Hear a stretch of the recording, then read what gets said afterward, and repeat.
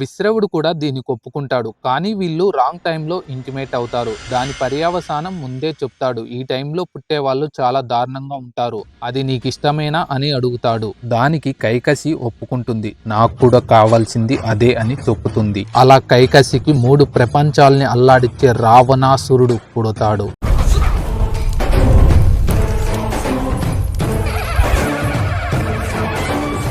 తనతో పాటు కుంభకర్ణుడు, విభీషణుడు, శూర్పణఖ మొత్తం 4 పిల్లలకు జన్మనిస్తుంది. విష్ణువు చేతిలో చనిపోయిన రాక్షస జాతికి మళ్ళీ సుమాలి తిరిగి ప్రాణం పోస్తాడు. రావణాసుడు చిన్నప్పటి నుండి మిగతా వాళ్ళకంటే చాలా డిఫరెంట్ గా ఉండేవాడు. తను ఎప్పుడు నేర్చుకోవడం మీదే తన దృష్టి పెట్టేవాడు. ఒక అగ్ని కోసం నెయ్యి ఎంత తాపత్రయపడుతుందో రావణుడు జ్ఞానం కోసం అంత తాపత్రయపడేవాడు. తను యవనానికి వచ్చే లోపు వేదాస్ని, ఉపనిషత్ని, మ్యాజిక్ ని ఇలా ఆ తర్వాత తన తండ్రి నుండి ఆయుర్వేదాన్ని కూడా నేర్చుకుంటాడు. ఆకాశంలో గ్రహాలని బట్టి లైఫ్ ఎలా డిసైడ్ అవుతుందో నేర్చుకున్నాడు. ఇలా రావణాసుడు యవ్వనానికి వచ్చే లోపు 4 వేదాల్ని, 6 శాస్త్రాల్ని, ఆయుర్వేదాన్ని, అస్త్ర శస్త్రాన్ని అన్నిటి గురించి నేర్చుకున్నాడు. రావణాసుని ఆకలి చూసి విశ్రవుడికి భయం వేసి